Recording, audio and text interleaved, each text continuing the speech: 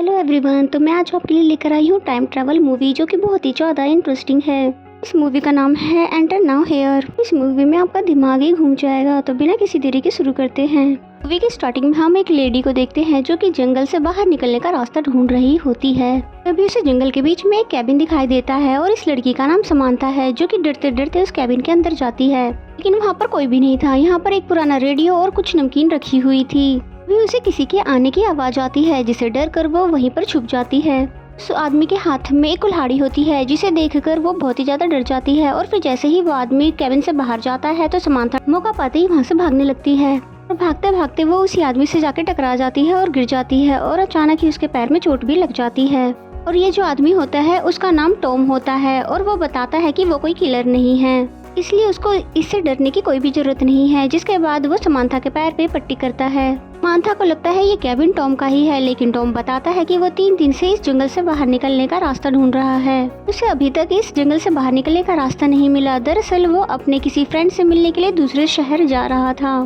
तभी उसकी गाड़ी का एक्सीडेंट हो जाता है और वो इस जंगल में फंस जाता है। उसके पास कोई फोन भी नहीं है जिससे वो अपने किसी रिलेटिव को संपर्क कर सके। तभी समांथा ने बताया कि मैं अपने हस्बैंड के साथ अपने पुराने घर जा रही थी, लेकिन रास्ते में ही इनकी गाड़ी खराब हो गई, जिसकी वजह से उसका हस्बैंड की हेल्प लेने के लिए उसे ढूंढने गया था, लेकिन वो अभी तक आए नहीं।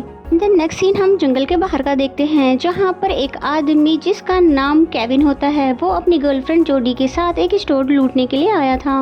और यहाँ पर जोडी उसे गन पॉइंट पर लेकर सारा पैसा लूट लेती है, लेकिन वो दुकानदार दूसरी तिजोरी नहीं खोल रहा था, इसलिए वो उसे गोली मार देती है। नेक्स्ट सीन में हमें जंगल का दिखाया जाता है, जहाँ पर टॉम समांथा की गाड़ी चालू करने की कोशिश कर रहा था, लेकिन वो चालू होती ही नहीं है। एक्चुअली होता यह है कि गाड़ी का पूरा फ्यूल खत्म हो चुका था। तभी टॉम पूछता है कि तुम अपने हस्बैंड के साथ क्यों नहीं गई, जिस पे समांथा ने बताया कि वो प्रेग्नेंट है, इसीलिए उसके हस्बैंड ने कहा था कि गाड़ी में ही इंतजार करे।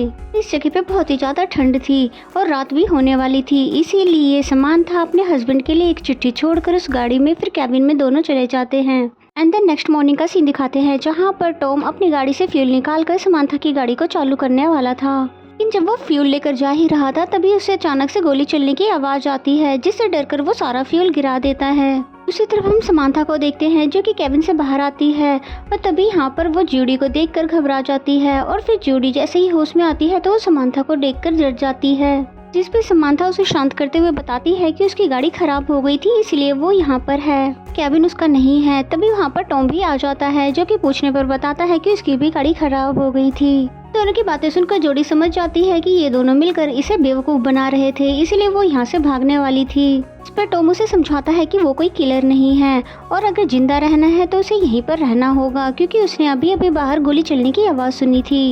इसके बाद वो उसकी बात मानकर यहीं पर रुक जाती है। समांथा जोडी से पूछती है कि ये यहाँ पर कैसे आई, जिस पे जोडी बताती है कि उसने अपने बॉयफ्रेंड के साथ लड़ाई कर ली, इसलिए उसका बॉयफ्रेंड उसे रास्ते में ही छोड़कर चला गया। देन नेक्स्ट मॉर्निंग का सीन देखते हैं, जहाँ पर जोडी और टॉम दोनों ही अलग अलग जाकर यहाँ से बाहर निकलने का रास्ता ढूंढ रहे थे। और फिर कुछ देर बाद जोडी थक हार कर कैबिन में वापस आ जाती है, जहाँ पर समांथा और जोडी आपस में बातें करने लग जाते हैं। और इन दोनों के बातचीत करने से इन्हें पता चलता है कि ये दोनों ही अलग अलग शहर से है, जो कि एक दूसरे के शहर से सैकड़ों किलोमीटर दूर है। लेकिन ये कैसे हो सकता है, क्योंकि दोनों को ही लग रहा था वो अपने ही शहर में हैं। फिर दूसरी तरफ हमें टॉम को दिखाया जाता है जो कि पूरा दिन इस जंगल से निकलने का रास्ता ढूंढ रहा था, लेकिन फिर घूम फिर कर उसी कैबिन के पास आ जाता है, जहाँ पर जोडी उससे बोलती है कि देखो ना समांथा किस तरह की बहकी हुई बातें कर रही है। उसका कहना है कि हम न्यूहैम शहर में हैं। तभी टॉम उसे जाकर बताता है कि हम साउथ डकोटा में हैं। ये सुनकर तो वो तीनों ही हैरान हो जाते हैं, क्योंकि ये तीनों ही शहर एक दूसरे से बहुत ज्यादा दूर थे, लेकिन इन तीनों में से कोई भी मानने को तैयार नहीं था कि वो किसी दूसरे शहर में है। जिसके बाद तो इन तीनों को ही लगता है कि यहाँ पर जरूर कोई ना कोई गड़बड़ है और अब इनका खाने पीने का सामान भी खत्म हो गया था। इन्होंने बहुत जल्द कुछ नहीं किया तो ये लोग भूखे प्यासे ही यहाँ पर मर जाएंगे। एंड देन नेक्स्ट मॉर्निंग का सीन दिखाते हैं, जहाँ पर ये तीनों ही इस जंगल से बाहर निकलने का रास्ता ढूंढ रहे थे। तभी जोडी किसी चीज से टकराकर गिर जाती है और ये एक सीक्रेट बंकर होता है, यहाँ पर इन्हें कुछ खाने पीने की चीजें भी मिलती है। और इसके अंदर जो नक्शा लगा हुआ था वो जर्मन लैंग्वेज में था। सिर्फ समांथा को ही थोड़ी बहुत जर्मन लैंग्वेज आती थी, क्योंकि इसके फादर एक जर्मन सोल्जर थे जो कि एक एयर स्ट्राइक में मारे गए थे। जिस पे जोडी बोलती है ये तो बहुत ही बड़ा इत्तेफाक है, क्योंकि मेरे फादर भी सोल्जर थे जो कि जंग में मारे गए थे और उसकी मदर जो कि उसके जन्म के वक्त ही मर गई थी। जिसके बाद ये लोग उस बंकर से खाने पीने का सामान लेकर आगे बढ़ते हैं, लेकिन घूम फिर कर उसी कैबिन के पास आ जाते हैं, जबकि ये तीनों तो बिल्कुल सीधे गए थे। जिसके बाद टॉम बताता है कि अगर उसे यहाँ पर कुछ भी हो गया तो यहाँ पर उसे ढूंढने के लिए कोई भी नहीं आएगा, क्योंकि वो एक अनाथ है और उसकी माँ को उसके जन्म के साथ ही फांसी की सजा दे दी गई थी। तभी जोडी के पास इतने सारे पैसे देखकर समांथा पूछती है कि उसने इतने सारे पैसे कहाँ से कमाए। उसकी नजर उसके नोट के डेट पर पड़ती है जो कि फ्यूचर के डली हुई थी, इसलिए वो हंसने लगती है। इस पे जोडी बोलती है कि तुम्हारा इससे क्या मतलब है। तब समांथा बताती है क्योंकि ये साल 1962 है। सुनकर जोडी बिल्कुल हैरान हो जाती है, क्योंकि उसके अकॉर्डिंग तो वो 1985 की है, तभी उसके पास 1984 की नोट थी। यहाँ पर टॉम भी आ जाता है जो कि बाहर गया हुआ था। फिर ये दोनों उसके पास जाकर पूछते हैं कि हम कौन से साल में हैं, जिसमें टॉम ने बताया कि हम 2011 में हैं। तो ये सुनकर तो वो दोनों पहले से भी ज्यादा परेशान होने लग जाती है, क्योंकि पहले तो पता चला था कि ये लोग अलग अलग शहर से थे, लेकिन अब पता चल रहा है कि ये लोग अलग अलग समय से भी है।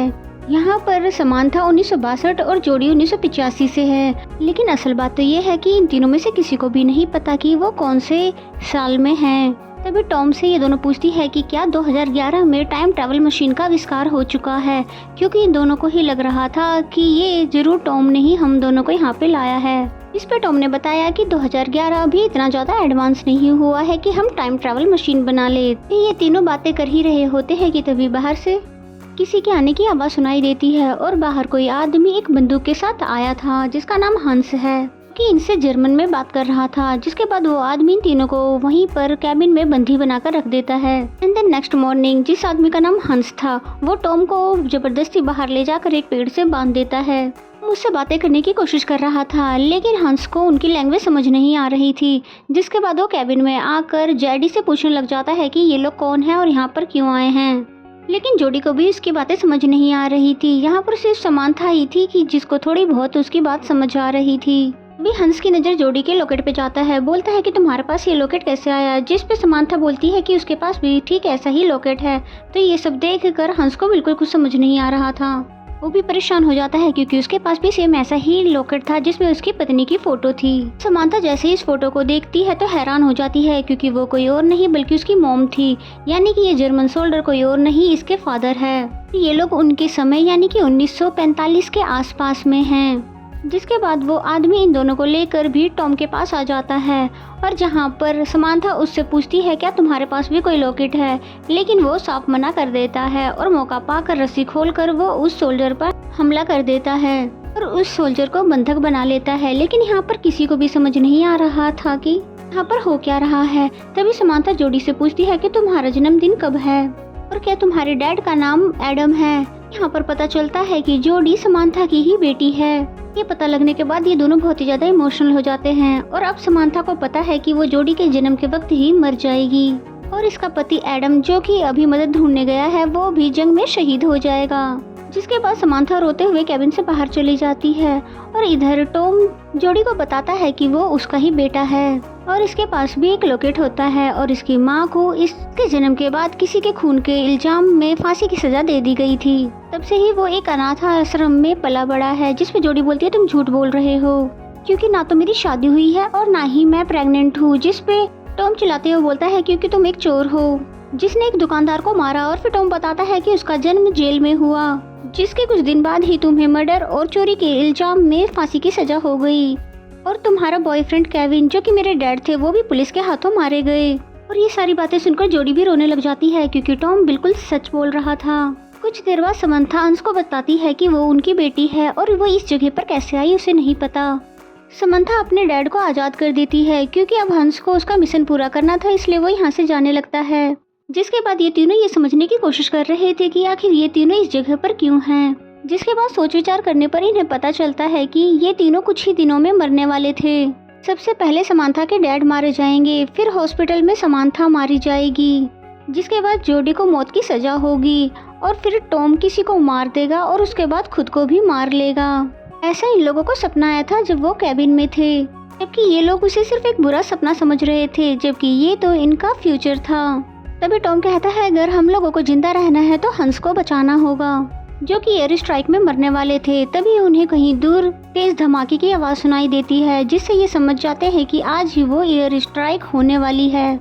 जिसमें हंस मारा जाएगा और ये सारी बातें बताकर वो हंस को समझाने की कोशिश करते हैं, लेकिन वो इनकी बात ही नहीं मानता, जिस बात पर टॉम और इसकी लड़ाई होने लगती है।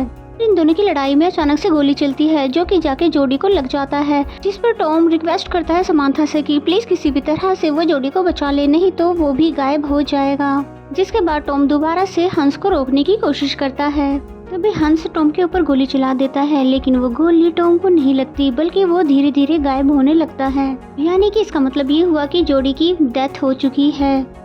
और फिर तभी यहाँ पर गोलीबारी गिरने लग जाती है, जिसके बाद समांथा किसी तरह से अपने डैड को इस बार समझा ही लेती है और फिर ये दोनों भागते हुए बंकर की तरफ जाने लगते हैं ताकि इन दोनों की जान बच सके। रास्ते में एक पत्थर से टकराकर समांथा बेहोश हो जाती है, लेकिन हंस उसे किसी भी तरह बचाकर बंकर में ले आता है और फिर थोड़ी देर बाद यहाँ से जोडी और समांथा भी गायब हो जाते हैं। एंड देन जिसके बाद हमें 1985 का सीन दिखाया जाता है, जहाँ पर जोडी उसी दुकान में सामान खरीदने आई हुई थी। और फिर जब जोडी यहाँ से जा रही होती है तभी हम देखते हैं कि केविन किसी और लड़की के साथ इसी दुकान को लूटने के लिए आया हुआ था। और इसका मतलब ये हुआ कि जो होना था वो तो होके ही रहेगा, लेकिन यहाँ पर जोडी की जगह कोई और लड़की थी। अब जोडी अपनी माँ समांथा के साथ ही रहती है, जो कि मुस्कुराते हुए समुद्र किनारे जा रहे थे। और इसी हैप्पी एंडिंग के साथ ये मूवी यहीं पे खत्म हो जाती है। तो अब इस मूवी को शॉर्ट में समझने की कोशिश करते हैं कि आखिर इसमें हुआ क्या। अगर आप लोगों ने डार्क सीरीज देखी है उसमें भी थोड़ा बहुत कुछ ऐसा ही होता है, यानी कि 1945 में हंस एयर स्ट्राइक में मारा जाता है और हंस की बेटी समांथा थी। समांथा की मॉम ने जैसे ही उसके फादर की डेथ हो गई तो कुछ दिनों बाद दूसरी शादी कर ली, लेकिन कुछ दिनों बाद ही वो लोग भी कार एक्सीडेंट में मारे गए। जिसके बाद समांथा ने डेविड नाम के सोल्जर से शादी कर ली और जब समांथा प्रेग्नेंट थी तो उसे जंग में जाना पड़ा था, जहाँ पर वो शहीद हो गया। और अब समांथा का ख्याल रखने वाला कोई भी नहीं था, क्योंकि डेविड के जो फैमिली वाले थे वो तो समांथा को पहले से ही पसंद नहीं करते थे, क्योंकि वो एक अनाथ थी। इसी कारण जब जोडी पैदा हुई तो समांथा भी चल बसी और इस तरह से जोडी भी अनाथ हो गई। डेविड की फैमिली ने किसी भी तरह उसे पाल पोष कर बड़ा कर दिया और फिर जोडी अकेले होने के कारण उसने केविन के साथ बुराई का रास्ता चुना और जिसके साथ वो मिलकर लूटपाट का काम करती थी। और उसी समय उसने दुकानदार को मार दिया था, जिसके कुछ टाइम बाद ही वो पकड़ी भी गई थी, लेकिन तब तक वो प्रेग्नेंट हो गई थी। जोडी ने टॉम को जेल में ही जन्म दिया था, लेकिन उसके ऊपर मर्डर और चोरी का इल्जाम था, इसीलिए उसे मौत की सजा हो गई। जिसके बाद पुलिस वालों ने टॉम को अनाथ आश्रम में डाल दिया और रही बात उसके डैड केविन की, तो वो भी पुलिस के हाथों मारा गया। और फिर जब टॉम बड़ा हुआ तो उसने गुस्से में आकर किसी की जान ले ली थी और इसी बात का उसको अफसोस होता है, इसलिए वो खुद को भी मार लेता है और इस तरह से इस परिवार के सभी लोग मारे गए। और ये थी पहली टाइमलाइन जो कि इनके साथ होने वाला था, लेकिन कुदरत ने इन्हें दूसरा मौका दिया, यानी कि दूसरी टाइमलाइन में हंस उस एयर स्ट्राइक में नहीं मरता, इसलिए समांथा की मॉम ने दूसरी शादी नहीं की। और फिर जब समांथा बड़ी होती है तो फिर वो एक डेविड नाम के सोल्जर से शादी कर लेती है और इस बार समांथा के मॉम डैड जिंदा थे, वो अनाथ नहीं थी और इसी कारण डेविड की फैमिली भी समांथा की इज्जत करती थी। और फिर जब समांथा प्रेग्नेंट थी तो डेविड की फैमिली ने उसका बहुत ज़्यादा ख्याल रखा। इसी कारण जब जोडी का जन्म हुआ तो समांथा की जान भी बच गई और इस तरह से जोडी भी अनाथ नहीं होती, भले ही इसके डैड जंग में शहीद हो गए, लेकिन इसकी मॉम जिंदा थी, इसी कारण उसने बुराई का रास्ता नहीं चुना। इसलिए इस टाइमलाइन में टॉम का जन्म नहीं होगा, अगर होगा भी तो फिर जोडी उसकी माँ नहीं होगी। तो फ्रेंड्स, यही थी इस मूवी की कहानी। अगर आपको कोई चीज़ समझ ना आई तो कमेंट बॉक्स में आप कमेंट करके मुझसे पूछ सकते हो। और अगर स्टोरी पसंद आई हो तो प्लीज़ लाइक कीजिए और चैनल को सब्सक्राइब नहीं किया तो प्लीज़ सब्सक्राइब कर दीजिए। फिर मिलते हैं किसी और वीडियो के साथ, तब तक के लिए बाय बाय।